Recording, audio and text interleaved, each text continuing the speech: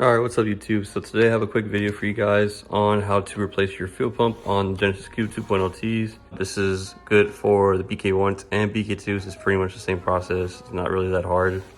A lot of people struggle with it, so I'm going to go ahead and show you guys how to do it yourself, okay? So pretty much all I used for this video was a small flathead, a big flathead. This dude, I'll show you when he comes into play or comes into action later. And then I also use this little pick as well. It's not that hard to really take this apart. If you guys don't know how to take out the fuel pump from the back seats, I don't have a video on it exactly yet, but there's other videos of how to remove the fuel pump basket from the fuel tank.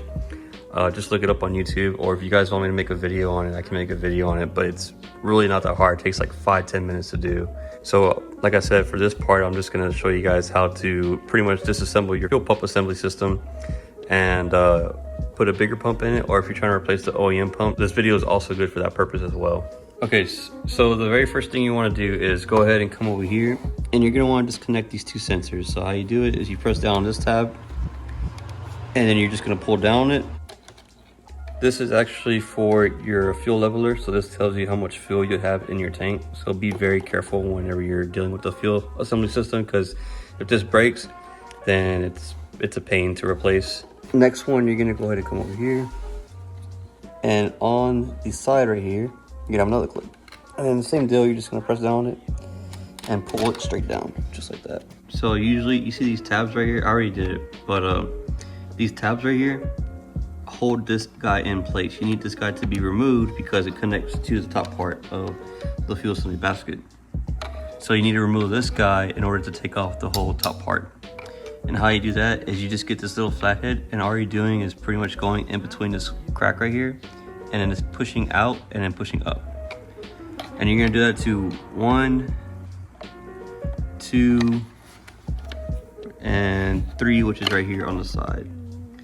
So after you have all 3 of them popped out, all you're gonna do is just lift up on it, and that comes right off. This nozzle right here, I believe it's for the fuel sender. From the arrow indication, looks like this is fuel coming out, so this is the fuel sender, and this is gonna be the fuel siphon that brings up fuel in from the other side of the tank. And this guy right here is actually connected to, if you come to the fuel tank, it's connected right here, and it goes down right here. It pretty much pulls fuel from the other side of the fuel tank, so it can feed the fuel OEM fuel pump. So after we have this pulled off, we're gonna go ahead and take off these clips right here. So 1, 2, and then 3 is this dude, just 3 clips.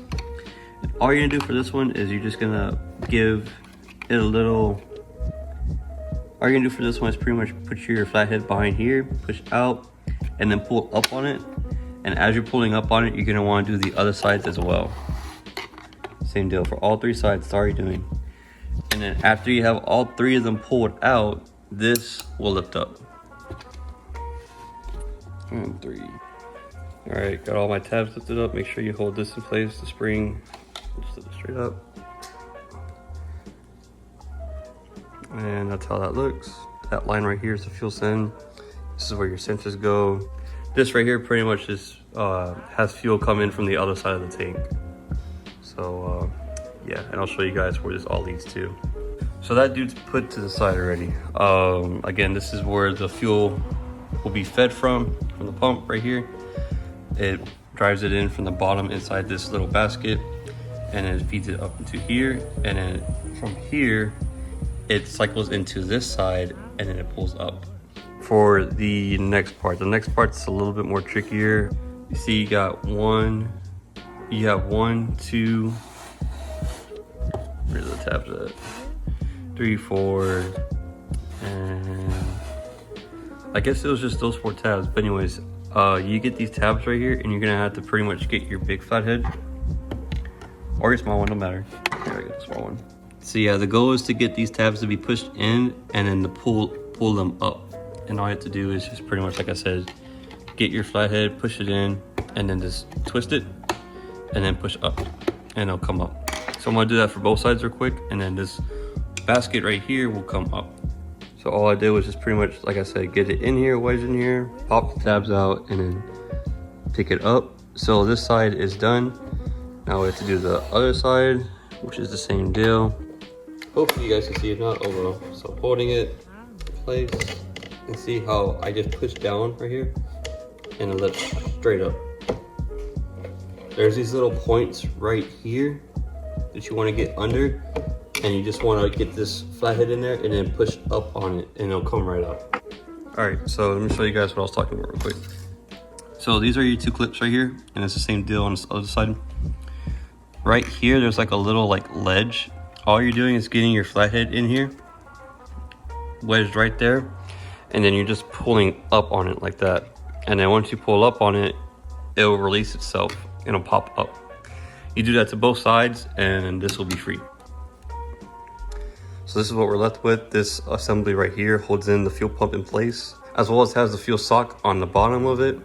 And then right here, this is your OEM fuel pressure regulator. This isn't that good on the BK1s. I think they flow up to like 43 PSI, and then on the BK2s, they flow up to like 80 PSI. I could be wrong on that, but I don't really use this. I just take it off, and then I have a fuel pressure regulator under the hood from my return system, but we'll get into that video another day. But yeah, this is your stock fuel pressure regulator, this silver thing right here. So like I was saying before, this sipons fuel from the other side of the tank. This is where this little silver piece comes from, right here.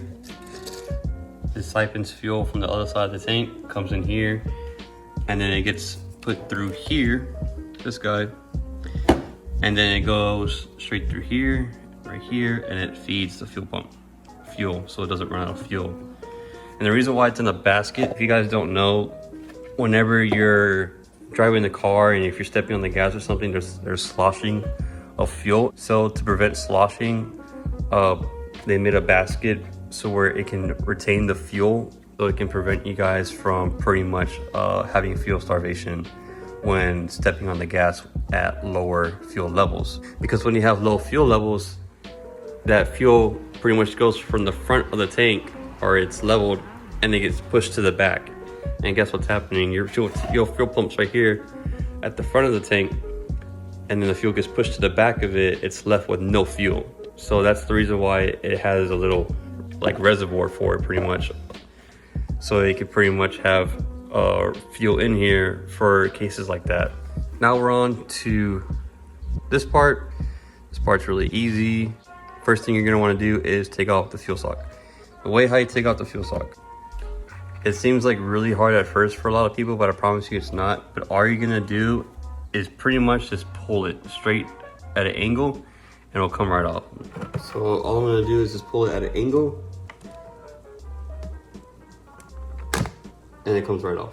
This is what the sock looks like. It's pretty hard to get off because it's retained in by these clips right here. But like I said, once you pull it at an angle, these clips pretty much get pressed down, and then you can remove the sock.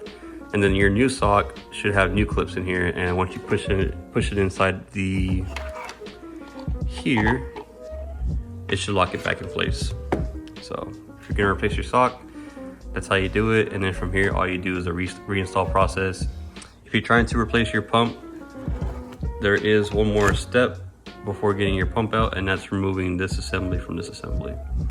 And the way how you do that is you have this guy, this clip, and then this clip over here. But I'll show you guys what I did. This clip over here that you have to pull back simultaneously at the same time to release this, and then you have to push up on it to release it. So I tried doing that for like 20-30 minutes and I couldn't do it. So what I did was I just grabbed these guys and I went ahead and just cut it right here on one side. That way I can use my hand to pull both of these two back, and then use my other hand to push this right here, this guy, to push it straight up, and it came right out. So I'm gonna show you guys how to do that.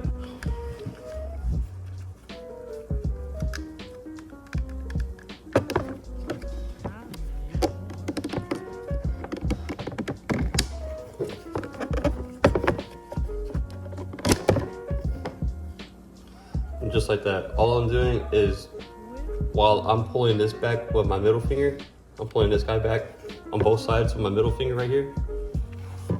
And then on the bottom, you can see where this assembly is different from this assembly. All I'm doing is I'm using my thumb to press up on it, and it comes right out. This is another tricky part that people get really worried about. I know this hose looks like it's gonna like break or something if you pull it all the way out, but it doesn't. You don't be afraid to just pull it straight up and it comes right out. Not that hard though, but it comes right out like that. And just like that, you have your fuel pump right here, and all you have to do now is just press it straight down. That's it. Your fuel pump is free, ready to be replaced. Or in my case, I'm upgrading the fuel pump to a DW400. This is going to require some modification to fit inside this basket. If you're getting a wallboard 450, I would just recommend cutting up this fuel thing right here as much as you can to fit it, because the wallboard 450 is way bigger than this dude. It is like almost twice the size of this.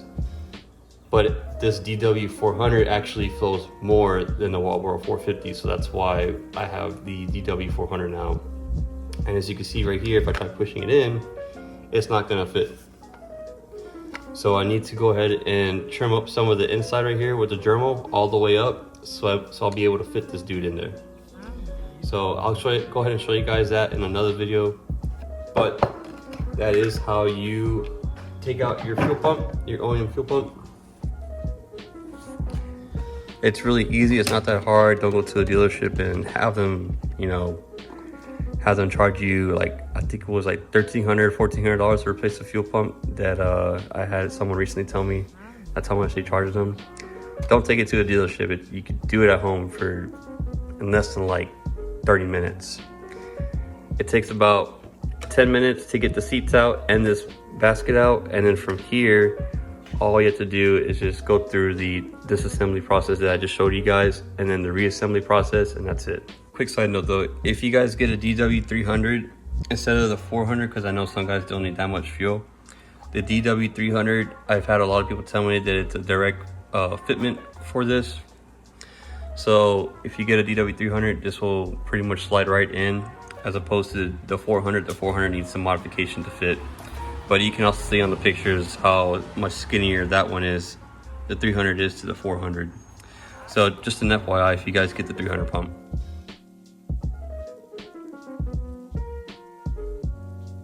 Alright guys, so I'm actually taking this video after doing the disassembly process of the fuel assembly system. This information that I'm about to say right now pertains to the higher horsepower builds, rather be the like 500, 600, 700, 800 horsepower range.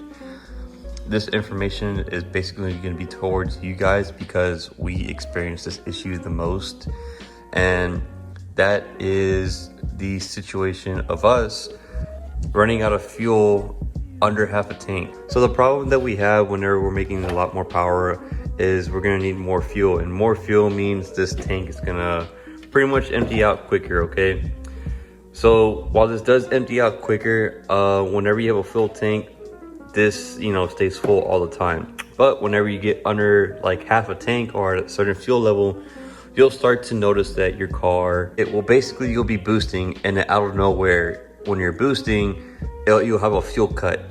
And that's because this tank cannot keep up with the pump. So there's a way to fix that.